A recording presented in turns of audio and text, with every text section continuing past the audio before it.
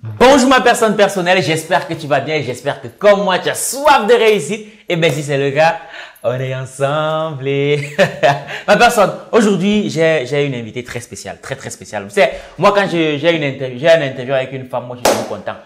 Parce que très souvent les femmes sont dans l'ombre, elles disent non, je veux pas trop m'afficher parce que bref, voilà, je t'ai pas un détail. Donc cette vidéo on l'a fait en direct du week-end d'immersion Plume d'Élite comme tu peux le constater. Parce qu'on a décidé qu'on en a marre que les seules références qu'on a dans notre communauté sont des gens qui fassent le divertissement. Non.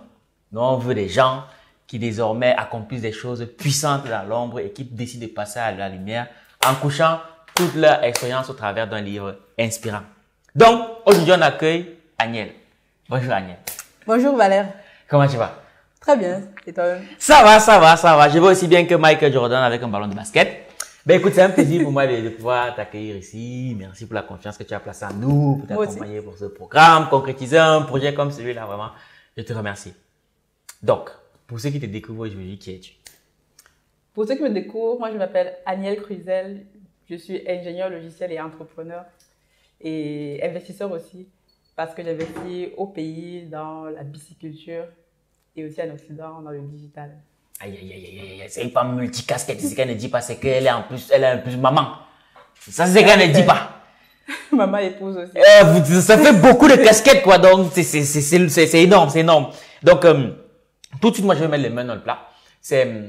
Comment est-ce que tu en arrives à aujourd'hui ingénieur et en plus de ça, tu investis dans la pisciculture? D'où tu pars pour arriver à un parcours comme celui-là? Qu'est-ce qui se passe? D'où je pars, c'est d'abord le déclic du Covid. Ah, ce fameux Covid. Ce fameux Covid. Il y a 2 ans, parce que moi, en tout cas, l'entrepreneuriat n'a jamais fait partie de mes priorités. Donc, mais lors du Covid, en fait, je me suis rendu compte que, voilà, on peut être comme ça un matin, tout se coupe, on reste là et tout, et on n'a plus rien, quoi. Et surtout, en me disant, qu'est-ce que je peux laisser pour le continent? C'est vrai que moi, pour comprendre un peu, je suis arrivée en France en 2009. Donc, après 2 ans, après le baccalauréat, 2 ans de classe préparatoire aux écoles d'ingénieurs. Donc, je suis arrivée en France. Et donc, j'ai commencé mes études et je suis diplômée dans le domaine spatial, en fait, de Toulouse. Donc, du coup, en fait, moi, c'était vraiment, voilà, un domaine où il n'y a pas beaucoup d'Africains, où il n'y a pas beaucoup de personnes, et il n'y a pas beaucoup de femmes, en fait. Et donc, voilà, j'ai commencé à travailler et tout, voilà, et après, je me disais, moi, je pensais pas trop, en fait, investir en Afrique, parce que d'habitude, avec les arnaques qu'on entend, on se dit, quand tu ne connais personne, quand tu n'as aucune expérience, comment tu vas faire? Donc, il suffit donc je suis donc rentrée en 2018, donc, au pays avec ma famille. Et donc là, j'ai revu un ancien camarade et tout, que j'avais oublié même, que j'avais oublié. Et en fait, moi, je l'ai pas revu, en fait. Donc, j'ai loupé et j'ai repris ses coordonnées par un camarade en commun. Et quand j'arrive en France, donc je l'appelle pour demander, oui, mais qu'est-ce que tu fais? Comment tu vas? Et il me dit donc, oui, je fais ça et tout. Je demande, bon, on prend les nouvelles. Et donc là, il me dit, bah, actuellement, je fais ça. Mais j'aimerais que tu m'aides, en fait. J'aimerais que tu m'aides. J'ai des projets. Et est-ce que tu peux m'envoyer les sous, tout ça, pour lancer mes projets? Et moi, je me dis, avec moi, j'ai un principe déjà, bon, avec tout ce qu'on attend, je n'envoie pas des sous comme ça aux gens au pays pour lancer des projets. Et le connaissant quand même et tout, bon, je dis quand même, quels sont les projets que tu as? Il faut quand même mettre quand même la forme de dire non à quelqu'un. Il faut quand même lui dire, montrer ce qu'il fait. Donc, il me dit, j'ai un projet lancé, par exemple, un taxi ou un truc de conduite dans plein de projets et il y a l'agriculture dedans. Et sachant que, en fait, bon, c'était un ami d'enfance, on a fréquenté ensemble, qui habite pas loin de Yaoundé. En fait, moi, je suis d'origine du Cameroun et j'ai grandi à Yaoundé et tout. Et donc, son village n'est pas très loin. Et sachant qu'ils sont des propriétaires terriens, donc j'ai dit que oui, c'est très bien un projet d'agriculture. Vu que vous avez de la terre, ça peut être intéressant. Voyons ce qu'on peut faire ensemble. Et c'est là qu'on commence à lancer un champ de maïs. En fait, on plante du maïs. Tout simplement, il me dit, ouais, je vais voir mes parents et tout. Donc, si il peut nous donner le pain de terre pour tester, quoi. Il dit, ok. Mais je lui envoie un 100 €. Il dit, bon, lançons du maïs, on va voir ce que ça donne. Et donc, voilà, on fait ça et tout. Mais très vite, je me rends compte que, vraiment, voilà, faire du maïs et tout, il faut vraiment, du grosse terre et tout, faire quelque chose d'assez grand, quoi. Et moi, j'avais toujours, moi, dans ma tête, je voulais faire quelque chose au pays, dans l'informatique, ou dans la tech, ou dans le spatial et tout. Et quand je discutais avec mes camarades, ils me disaient, mais toi, quand même, tu vas faire du spatial là de Rome. Tu penses qu'au pays là, les gens n'ont même pas l'eau pour... Oui, ils n'arrivent même pas à boire de l'eau, tu viens les envoyer sur la Lune. Toi, tu vois, pas d'étoiles et tout. Moi, je dis, mais ça peut être possible, on sait jamais. Donc, et après, je me suis dit, bah, Agnès, c'est quand même vrai. Donc, tu vas aller parler de spatial, de machin et tout. Qui c'est qui va t'écouter? Si d'abord les gens ne mangent pas, comment tu vas faire? Et donc, peut-être que ce serait intéressant de lancer un projet, peut-être, voilà, qui va résoudre d'abord les problèmes de base. Donc, d'ailleurs, quand tu vas venir parler peut-être de tes étoiles, de tes informatiques, au moins, tu auras déjà les personnes que tu auras déjà d'être préparé. Bon, si vous avez faim, voici. C'est que vous pouvez manger. Et donc, la pisciculture vient comment? Donc, on fait ce premier champ et tout. Bon, on récolte, il n'y a pas grand chose. Après, c'est lui-même le collègue qui me dit, parce qu'il faut quand même reconnaître, voilà, la personne, l'initiative, voilà. Il me dit, dans mon village, il y a des gens qui font déjà de la pisciculture, en fait. Et c'est un domaine qui marche bien et tout, voilà. En fait, ça donne l'argent, quoi. Ouais. J'ai dit, OK, si ça marche bien et tout, bon, va te renseigner quand même. Du coup, on m'envoie des vidéos et tout. OK, bon, on va lancer ça et tout. Et c'est comme ça que j'ai dit, on y va. Moi, j'aime bien tester des choses et on y allait. Donc, première chose et tout, j'ai dit, bon, et comme je savais qu'ils avaient du marécage, bon, dans nos terres et tout, on a du marécage et tout, qu'on n'utilise même pas. Et je sais qu'au Cameroun, en tout cas, dans le Sahel, il y a beaucoup de marécages que les gens laissent en friche. Et c'est comme ça qu'on se met à faire de la pisciculture, en fait, au tout départ. Donc, ça fait combien de temps que vous êtes dedans? 1 an, 2 ans? 2 ans. 2 ans déjà que vous avez investi dans la pisciculture. Oui. Première question, est-ce que c'est rentable? Oui, c'est rentable, mais il faut savoir comment le faire. Il faut savoir comment le faire. Bon, ok, moi, je veux me lancer dans la pisciculture. Par où je commence? Déjà, par te faire accompagner. Ah, d'abord. Parce que moi, j'ai entendu beaucoup de gens dire que les formations, on se forme pas en entrepreneuriat. Qu'est-ce que tu en penses? On ne se forme pas, ça dépend de qui te forme, en fait. Parce que généralement, ce qu'on a, c'est qu'on dit, on ne se forme pas. Mais moi, je suis partisane d'aller prendre l'expérience de quelqu'un qui fait déjà ce qu'il dit et qui dit ce qu'il fait. Oui. C'est la même chose que je partage sur ma chaîne YouTube. Je partage juste un retour d'expérience. C'est quoi ta chaîne YouTube? Masora Business. Vous allez sur YouTube, vous tapez Masora Business. Vous allez voir ce que je fais. Et moi, au tout départ, pareil pour YouTube, je me suis dit, Agnès, je veux lancer un projet comme ça. Et déjà, je me disais déjà que bon, si je fais un truc comme ça, que je suis toute seule, bon, on dit souvent que les Africains n'aiment pas travailler ensemble et tout. Oui, voilà. Est-ce que je vais vraiment avoir de l'impact? Moi, quand j'aime bien faire les choses, je me dis, voilà.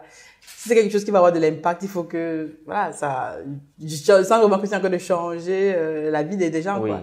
Et en étant toute seule et tout, en étant et je me dis, ben voilà, je vais être limitée, même par mes propres moyens. Et le fait de me dire, voilà, je vais travailler en équipe, en groupe, parce que le collègue et tout, lui, il est au pays, en fait, donc c'est lui, en gros, qui supervise, en fait, nos projets au pays. Il me dit, Agnès, trouve-moi des investisseurs. Oui. Je pense que les investisseurs se trouvaient comme ça. J'étais là le matin. Non, il faut déjà gagner leur confiance, tout ça. Et quand j'ai commencé dans mon aventure business, une chose que j'ai appris, c'est que c'est le réseau, en fait. Oui. C'est le réseau, c'est être avec des personnes qui ont la même vision que toi. Et comme moi, j'ai commencé à apprendre les formations, business, tout ça et tout, avec les personnes qui font du business de la communauté. Et donc, c'est donc là, en fait, que j'allais donc chercher ces personnes-là. Je savais que bon, si je vais là et tout, je leur présente ce projet-ci. On a déjà la même vision. Et beaucoup de personnes prennent des formations, par exemple, Boulet, tout ça, mais qui ne lancent jamais. C'est vrai. Que oui, mes premiers partenaires, je les ai trouvés dans les formations, dans les groupes de formation, des gens qui avaient pris des formations, Boulet, pisciculture, j'étais la seule, mais ou des formations, en fait, même e-commerce, Amazon, pour ne parler que de celle-là, mais qui ne les lançaient jamais parce que, bon, c'est pour le pays, ben, j'ai pas la famille, ou alors, j'ai lancé avec la famille, mais ça n'a pas marché, ou je n'ai pas le terrain, ou je ne sais pas comment implémenter. Et moi, je leur disais, OK, ben, moi, je suis en train de travailler sur un projet et notre objectif, c'est de partir avec un maximum de personnes. Et comme je sais qu'on est de la diaspora et que l'une des choses, qui nous tient à cœur. L'une des problèmes de la diaspora, c'est déjà, la diaspora est consciente qu'ils doivent investir au pays parce qu'aujourd'hui, on sait que on sait que l'Afrique, c'est là où il faut y être. Mais parfois, vu les multiples arnaques et tout, on ne sait pas avec qui partir, en fait, ou alors, on est là, on a parfois de l'épargne, mais on ne sait pas comment l'utiliser. Et on ne sait pas avec qui investir. Avec qui investir. Et moi, je disais donc au premier partenaire, donc, nous, on a un projet, on est en train de faire ça et tout. Si tu veux nous rejoindre, voilà. Venez, Et surtout que si tu as la même vision que nous, venez, on y va et tout. On va apprendre surtout ensemble et implémenter ensemble. D'accord. Et oui, tu as parlé d'un truc d'arnaque. Et je sais que très souvent, l'une des raisons pour lesquelles la diaspora est très réticente à l'idée d'investir sur le continent, c'est parce qu'ils ont peur des arnaques. En effet. Est-ce que toi, dans ce business-là, tu t'es déjà fait arnaquer? Donc, c'est déjà fait arnaquer. Bon, quand je dis arnaquer, c'est plus des expériences, en fait. Parce qu'au tout début, quand on commence, en fait, on n'a aucune notion. Donc, moi, je n'ai aucune notion. Moi, je suis dans la tech. Je qui n'a rien à voir avec la pisciculture.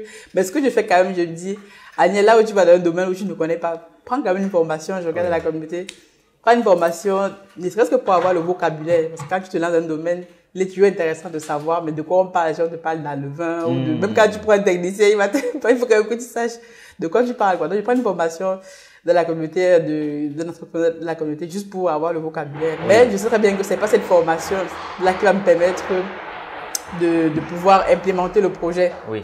Et donc, ce que je fais, donc, en fait, je dis aux collègues sur place, donc, tu es notre représentant sur place, donc trouve-nous un technicien qui dit ce qu'il fait. Bon, il prend un technicien parce que le gars dit, oui, j'ai déjà fait c'est même moi qui ai fait les états d'un tel et tout. Il vient, il commence à faire les états, on paye et tout, on envoie les sous, tout ça, mais au final, on se rend compte que c'est n'importe quoi, quoi. Le collègue, il se rend compte que, mais c'est vraiment, ce qu'il fait, c'est n'importe quoi. Et donc là, on a perdu de l'argent. Et donc, je dis donc, le technicien n'est pas bon. Va donc à l'école, parce qu'on a une école d'agriculture proche de là où on travaille, qui fait la pisciculture. Oui. Va essayer de demander là-bas, peut-être qu'il y a l'ingénieur en chef, ou je sais pas quoi, la pisciculture. Et je vais discuter avec lui pour lui présenter le projet. Est-ce qu'il peut nous accompagner, tu vois, un matin partiel, tout ça et tout. Et on va dire que même là aussi, ce n'était pas encore la bonne expertise. Tu vois que là, on a cheminé avec ce deuxième ingénieur là, qui est pourtant ingénieur. Ingénieur sur le papier, ouais, bien tout ça sûr. Et tout. Et, mais quand il arrive avec son expertise et tout, il dit, waouh, c'est pas bon et tout, il refait tout ça et tout. Mais on fait une première production, on met des alevins, mais au final, on n'a rien du tout. Oui, attends, je précise quand même parce qu'on en parle, la pisciculture, c'est l'élevage des poissons. Oui, la pisciculture, c'est l'élevage des poissons. Et donc, il faut savoir qu'il y a deux types de pisciculture, évidemment.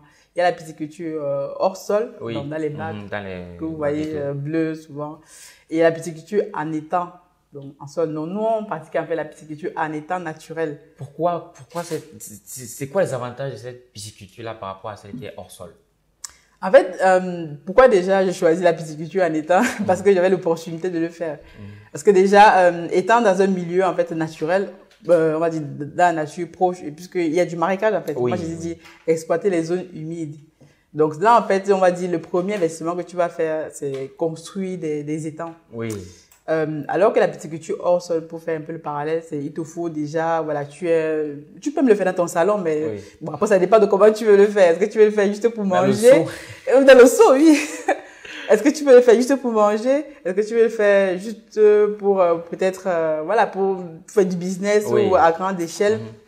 Et moi, ma vision, c'est déjà de faire quelque chose sur, voilà, vraiment qui va impacter, quoi, sur, voilà, vraiment un truc qui, je me suis dit, voilà, au pays, enfin, j'ai fait les recherches quand même.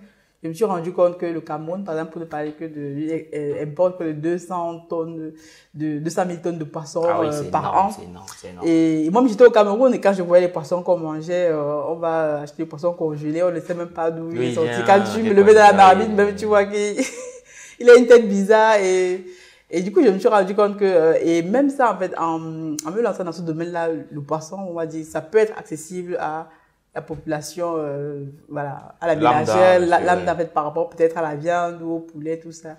Et ça fait aussi une utilité, quoi. Je veux dire, ça me permet aussi derrière de dire, voilà, je veux aussi, à travers ce projet-là, venir créer de l'emploi, venir, voilà, participer au développement. J'avais l'histoire que oui, la diaspora, tu viens que de critiquer. Oui. Parce que aussi, il y a une période où tu es dans la critique en disant, oui, le gouvernement, ils ne font rien, tout ça, machin, truc. Et nous, on est là, on critique. Et je me suis rendu compte, mais si nous, on critique tout le temps, et quand tu vas au pays, tu vois les Chinois, tu vois les Français, tu vois les machins, tu dis, mais comment ces gens-là font? Alors qu'on est dans le même pays, c'est nous-mêmes qui sommes originaires du pays, critiquons encore. Mais ces gens-là, ils viennent faire du business, quoi. Ce qui les intéresse, c'est faire du business. Et ils y arrivent, alors. À plus forte raison. Voilà. Et donc, c'est dans ce base là que je me suis dit, ben voilà, moi, je vais essayer de faire ce que je peux faire à mon niveau et surtout montrer aussi que les Africains peuvent travailler ensemble. Ouais, ça c'est super fort, les Africains. Ça c'est mon pari en fait. Ouais, ça c'est mon pari. C'est super. Et désormais, aujourd'hui, tu t'es lancé parce que quand même, tu es ingénieur, tu as investi dans la pisciculture, tu es maman, tu as une chaîne YouTube, tu gères des équipes. Oui. Et là, tu te lances un nouveau challenge, celui de devenir auteur d'un livre sur la pisciculture. Pourquoi avoir fait ce choix-là? Donc, le choix d'écrire un livre, c'est vrai que j'ai jamais eu, en fait, j'ai jamais pensé, j'ai toujours pensé qu'écrire un livre, c'est pour les autres. Oui. Mais au fur et à mesure de mon expérience en fait dans le business tout ça et en fait d'être sur les réseaux, de faire des vidéos en fait qui vont juste partager mon expérience. Et j'aimerais ce qu'on me demande souvent c'est Agnès, voilà, comment tu fais pour lancer ce projet si voilà la pisciculture, qu'est-ce qu'il faut, combien il faut, comme tu m'as posé la question tout à l'heure. Oui, oui. Combien il faut pour se lancer, quel est le type et même avant de lancer même on va dire le projet dans sa version actuelle parce qu'actuellement on est une entreprise, on a fait le levée de fonds tout ça. Donc avant, voilà, je communiquais dessus juste pour communiquer ce que je fais. Les gens voulaient investir dans le projet, en fait. Oui. Ils me disaient, oui, Agnès, comment je peux investir, tout ça et tout. Et c'est suite à ça qu'on a fait le levée de fonds.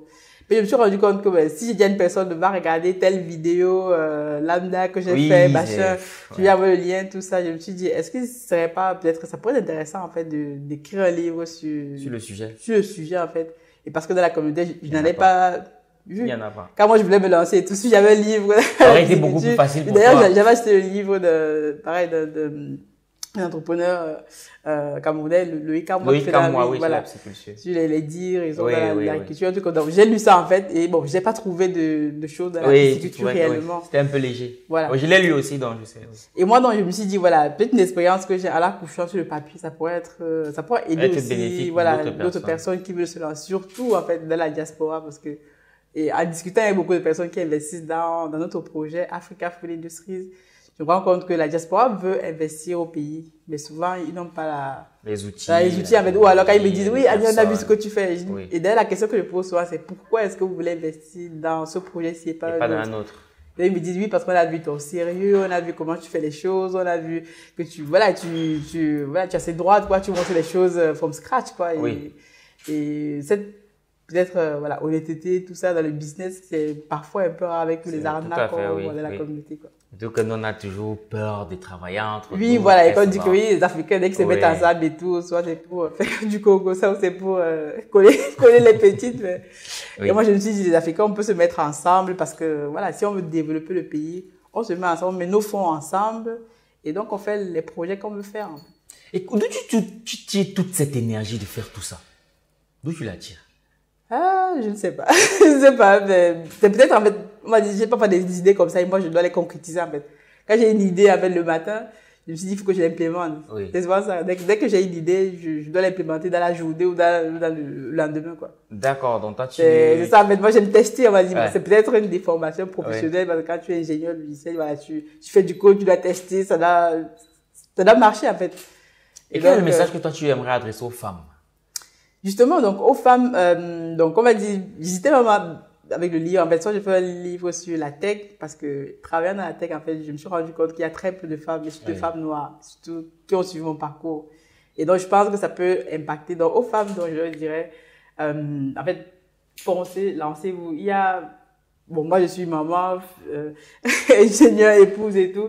Je me suis dit, en fait, il n'y a aucune barrière, en fait. Parfois, je me dis, parce que je suis mariée, je suis maman, je vais attendre. Mais parfois, on me dit, mais oui, mais là, il faut peut-être que tu mettes un peu le pied. Ouais, tu lèves un peu le pied. Eh, mais bon, quand j'aurai 40 ans, peut-être que je n'aurai plus la même énergie qu'aujourd'hui, quoi. Tant que j'ai encore la force, j'essaie de faire les choses que je peux maintenant. Et, moi, j'ai dit, j'aimerais bien prendre ma retraite à 40 ans, tu vois.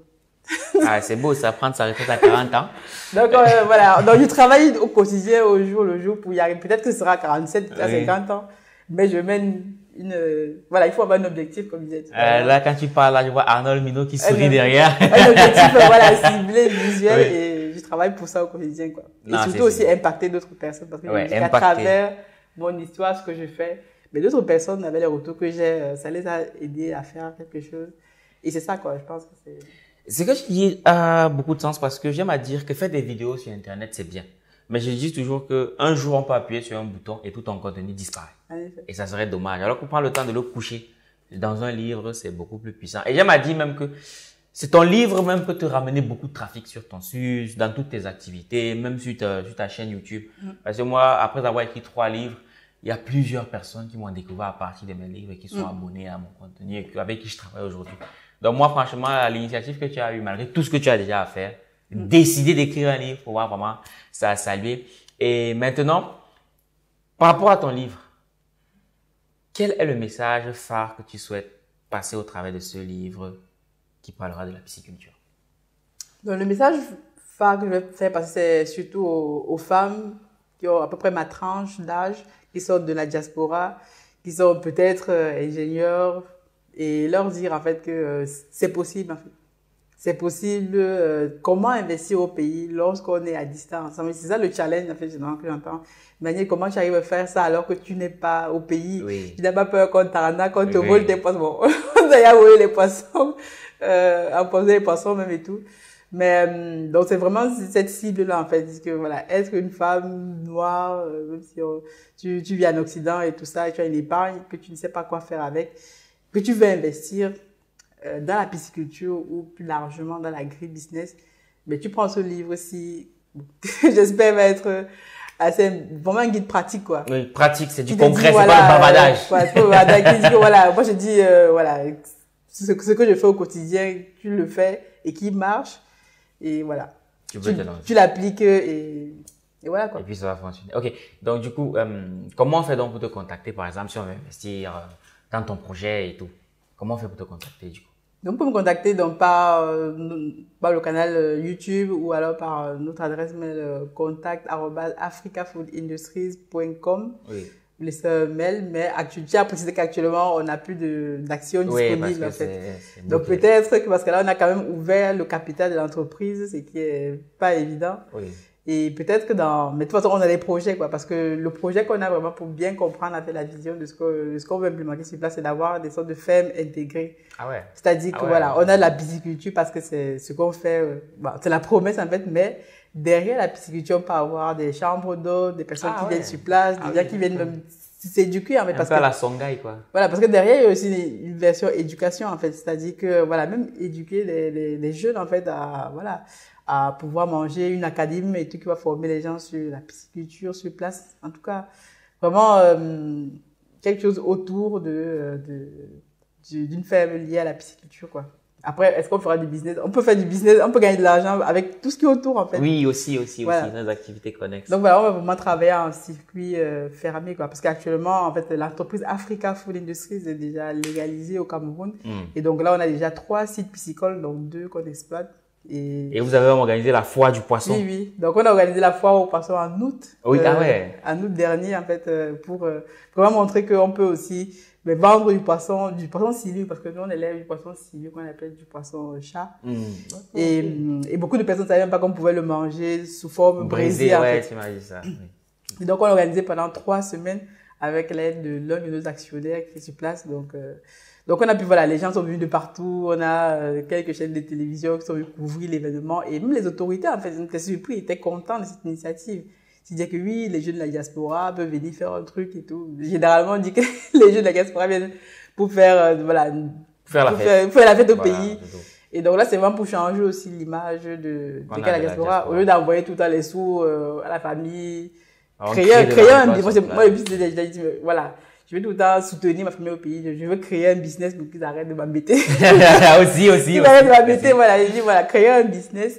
Et voilà, quoi. Si tu veux travailler, tu vas... Si tu veux de l'argent, tu viens, on te trouve un poste, tu travailles, on te paye. Voilà, on va te former, tu viens sur place, on te forme et tout. Si peut-être que tu ne connais pas le métier. Et après, derrière, voilà, si tu es capable vraiment de nous apporter de la valeur, on bosse avec toi. Voilà, la famille, il n'y a pas la famille dans le business. Non, il n'y a pas de famille dans le business. Donc voilà, tu viens, tu bosses et tout. Si on doit te payer, on te paye. Super. Sinon... Non, c'est très bien pensé parce que très souvent la famille nous demande de l'argent parce qu'on croit qu'il y a un arbre ici. Ah oui, ou quand on arrive, ça y est, l'argent tombe. Donc maintenant, au moins, comme ça, tu es en paix. Si quelqu'un veut de l'argent, parce que quand quelqu'un te demande de l'argent, ça veut dire que ce sont des heures de travail que ça veut dire que tu as travaillé pour lui. Donc désormais, tu dis, bon, tu veux de l'argent, voici du boulot. Tu travailles, on te paye. Là, ça épargne beaucoup de problèmes. Et moi, je pense que c'est de ça vraiment dont on a besoin sur le continent. Bon, ok, puisqu'on arrive au terme de cette interview, Agnelle, tu vas regarder la caméra droit dans les yeux et tu vas adresser un message que tu aimerais qu'on retienne de cette interview. Donc, le message que j'aimerais adresser, c'est déjà en fait plus aux femmes, en fait. Parce que je pense que les femmes, souvent en Afrique ou même dans la diaspora, on se dévalorise souvent. On se dit qu'on n'est pas capable de faire X, Y, Z parce que je suis mariée. Et une femme dans l'entrepreneuriat, je me suis rendu compte que c'est pas commun, en fait. Genre, même avec nos équipes et tout, c'est souvent, voilà, c'est pas toujours ça, mais le message que je veux passer, c'est que, voilà, étant une femme, ayant de l'ambition, on peut tout faire. Il suffit juste de croire en soi et de travailler. de travailler sans relâche pour atteindre ses objectifs et surtout impacter d'autres personnes. C'est tout ça le message. Quoi. Yes. Il faut croire en soi. C'est une notion qui revient très souvent, croire en soi. En effet. Et c'est fondamental. Et la notion de croire en soi, de confiance en soi, très souvent, je me suis rendu compte que les femmes ont ce problème-là. Voilà pourquoi moi je tiens à ce que ce soit toujours une femme qui aborde des sujets comme ça pour parler aux femmes. C'est beaucoup plus simple. Donc, on va sortir de cette interview avec la dernière question, c'est qu'est-ce que tu as pensé de cette expérience du week-end d'immersion publique? Ah, c'est vraiment une expérience magnifique. Moi, c'était la première fois que j'assistais à quelque chose comme ça et je venais un peu, j'ai dit, je sais pas, moi j'aime me tester. J'aime me tester, on va bien voir ce que ça va donner. Est-ce que je vais même pouvoir écrire un livre? Parce que là, une fille qui n'a jamais écrit, qui est là avec ses idées dans la tête, avec plein de choses dans la tête, il faut réussir à cadrer tout ça.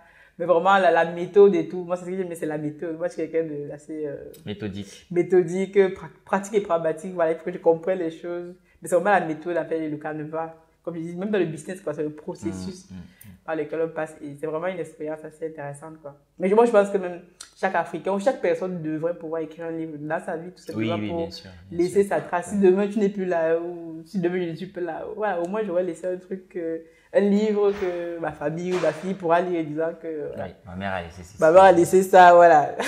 Au moins. En fait, c'est d'abord pour moi, pour dire, voilà, je couche mon expérience quelque part et ça me challenge aussi. Ouais. Et en espérant challenger d'autres personnes. Super, merci beaucoup. Merci à toi. Agnès couche son expérience dans un livre pour se challenger, en espérant que ce challenge-là puisse challenger d'autres personnes. Cela étant dit, ma personne, on va mettre un terme à cet échange qui était très enrichissant. J'espère que ça a été le cas pour toi aussi. Donc, si c'est le cas, n'hésite pas à cliquer sur tous les boutons juste en dessous et n'hésite surtout pas à t'abonner à la chaîne de Agnès qui s'appelle Masora Business. La pire chose qui puisse t'arriver, c'est que tu vas apprendre des choses sur la pisciculture. Et à mon sens, c'est tout ce qu'il y a de mieux. Donc, merci beaucoup. Merci beaucoup, Agnès, d'avoir accepté de participer à cet échange. Cela étant dit, ma personne, je donne rendez-vous très bientôt sur cette chaîne, sur notre prochaine vidéo. On le fait ensemble? Minakano.